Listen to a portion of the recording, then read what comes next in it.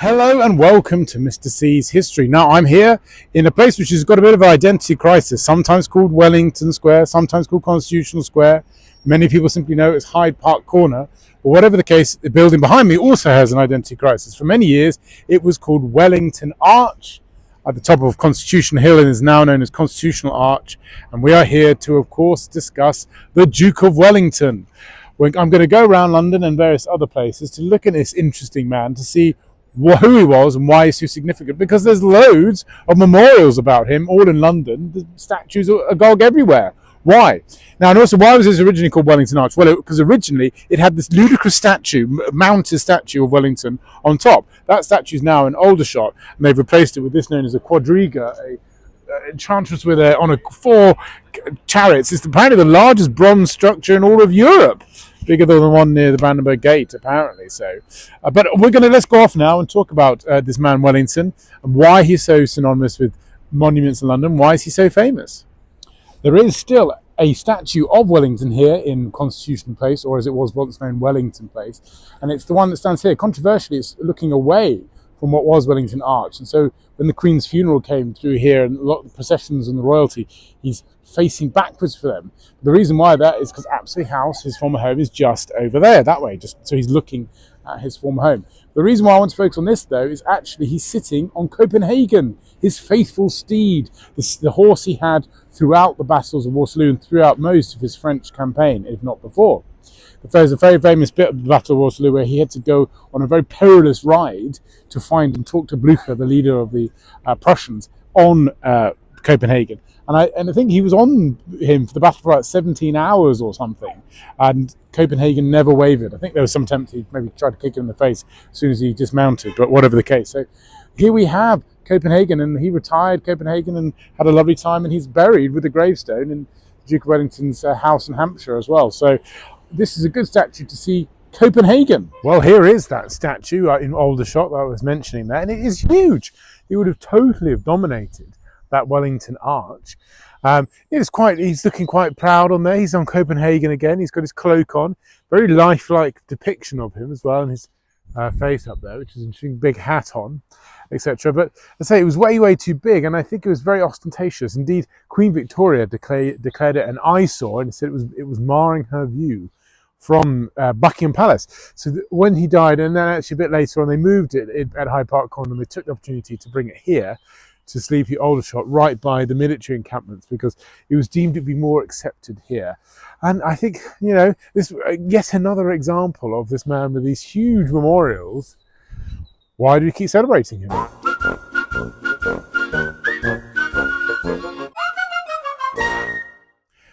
Just here, standing rather loud and proud, is a statue of Achilles.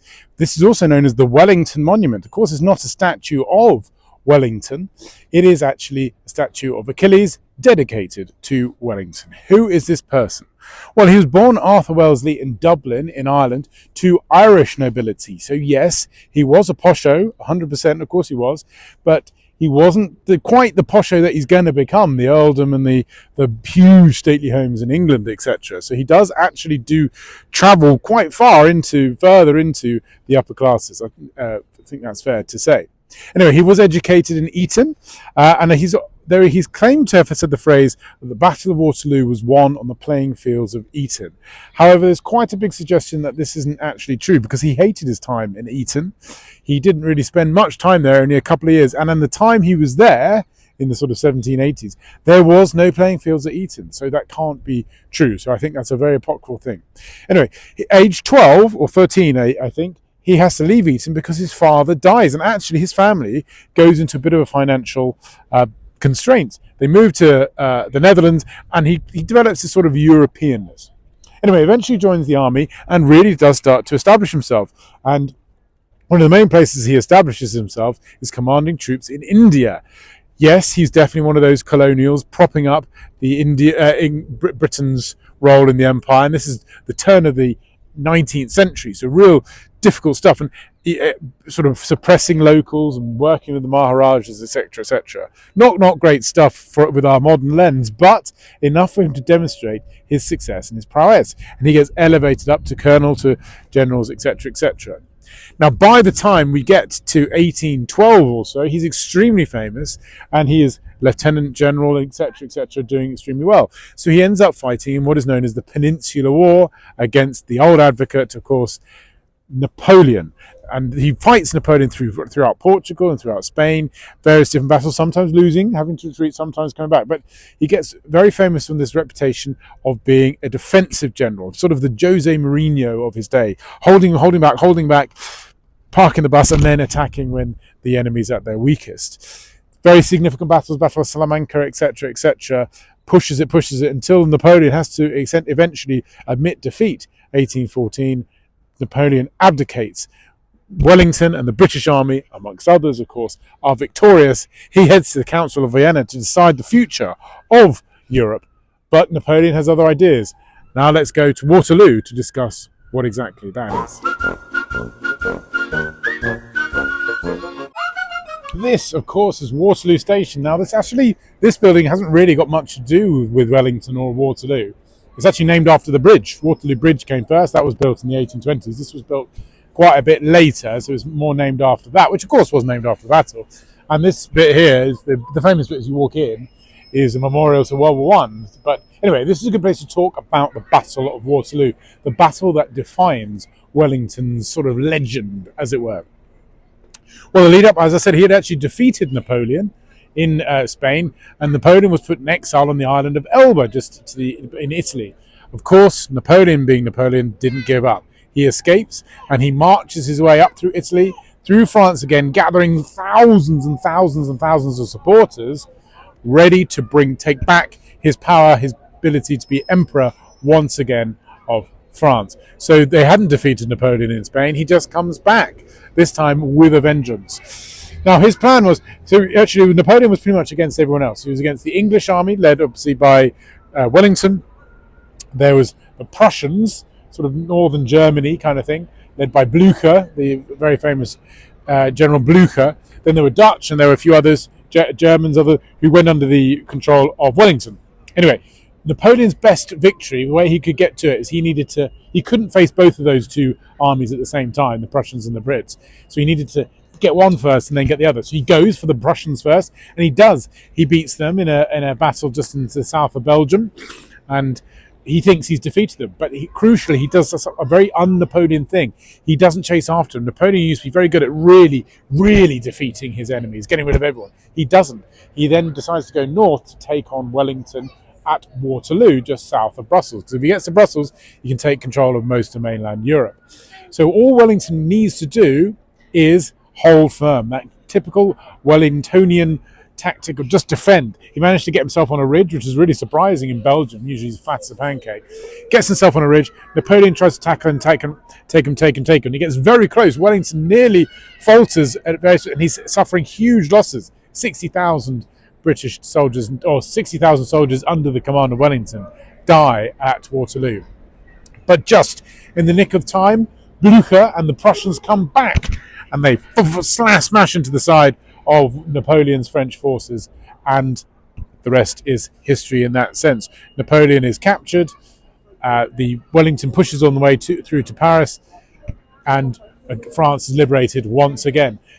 Napoleon, what do they do with him? Well, you'd think they would have learnt from their mistake. They don't kill him, but what they do is they take him and they imprison him on the island of St. Helena. Interestingly enough, Wellington had actually been to St. Helena before on his way back from one of those India campaigns. They managed to put him in prison there, and that's where he dies eventually, quite a bit later. So why is this a success? And is Wellington the reason for the success? The answer to that is probably yes and no.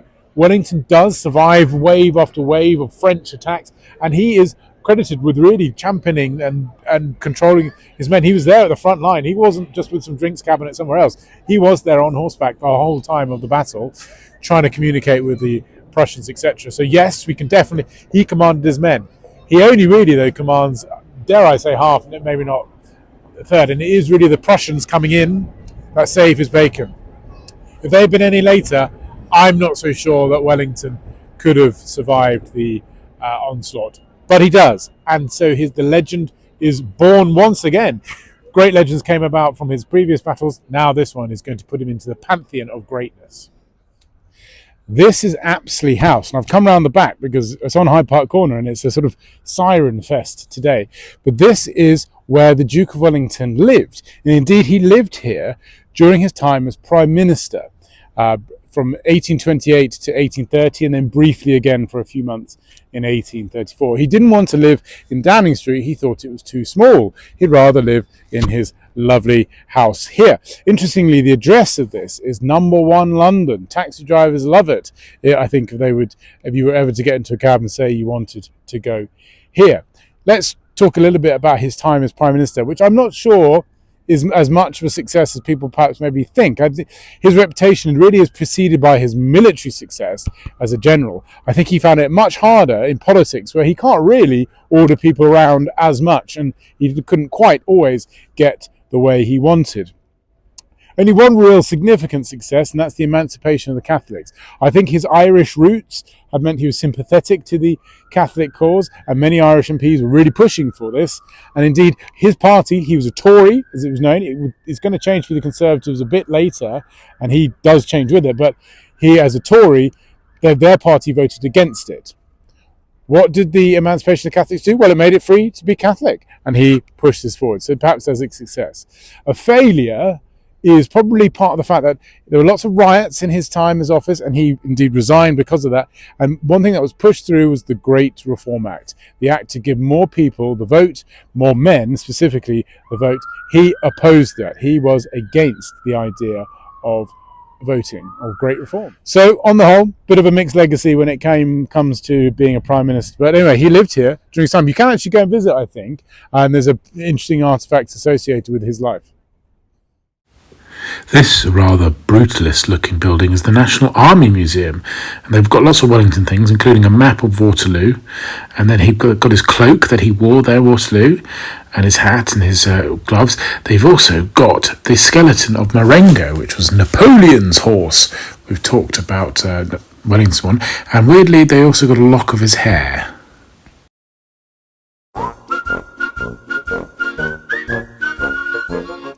Well, we've seen a lot of sort of statues and monuments to Wellington, but we haven't really come across anything tangible too much. Well, outside the Athenaeum Club, which was, of course, one of his clubs, is one of these. It's his mounting block. This was used by Wellington. Why?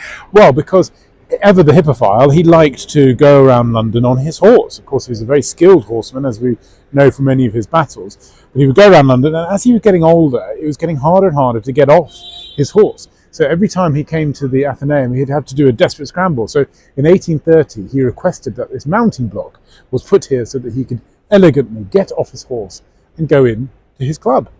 This is the huge Wellington Monument looming over the village or the town of Wellington in Somerset. And it is indeed, of course, a monument to Wellington. Interestingly, it's also the world's highest three-sided obelisk, apparently. Now, as I said, it looms over Wellington, just over there. And but that's an interesting story, really, because he is the Duke of Wellington, but he doesn't really have any connection with Wellington at all. And in fact, what was happening was he was doing all these great victories in Spain over Napoleon. And so they just needed to find a place to give him a dukedom. And they thought, well, Wellington sounds a bit like Wellesley, his surname. Let's make him the Duke of Wellington. And that really is it. And so the people of Wellington have this Duke who perhaps didn't really mean anything to them. Anyway, it is magnificent, but it's had a bit of a sorry tale, really. So they said, we'll build this after the Battle of Waterloo. And they started in 1817, but it wasn't finished until 1892. Most of his, indeed, by the end of his lifetime, it was just a mere sort of few feet tall, really, maybe just a plinth. And it took a long, long time. And then its modern history is also not terribly grand. It was in massive disrepair for a long, long, long time. It's owned by the National Trust, and they didn't know what to do with it. But apparently the locals all rallied around and some fundraising came in and it was restored. And indeed, now you can even go in it, I think, on weekends in the summer. It would be an amazing view there. Anyway, this is a good place to end and to finish. And well, what do we think of Arthur Wellesley, Duke of Wellington? Well, he's interesting. He clearly was one of the most famous people in the world. Monuments like this, I mean, the capital of New Zealand, isn't it, is named after him. In the 19th century, nothing more significant than him. I think he's definitely been a bit forgotten now, and we perhaps don't really think of him so much. Indeed, I was talking to somebody about this the other day, and they said they'd never heard of him. Maybe it doesn't surprise me. And I think Napoleon, his enemy, the man he defeated, is probably more famous than him. And what is his legacy? I think as a prime minister, not actually that great. Emancipation of the Catholics, absolutely, but his opposition to the Great Reform Act, I'm not so sure about that. He was a man of the 18th century trying to govern in a very progressive, moving, at very fast pace 19th century. Yes, great military tactician, but again, was Waterloo down to him? Was it to do with the Prussians and Blucher? And was it to do with Napoleon's mistakes? Maybe a mixture of everything. So sorry to be a bit of a downer there on Wellington, but interesting, and maybe all these grand monuments are to a man who is largely has been forgotten. Anyway, let me know on your thoughts in the comments as always, and I hope you really enjoyed that one. I shall see you on the next one. Bye for now.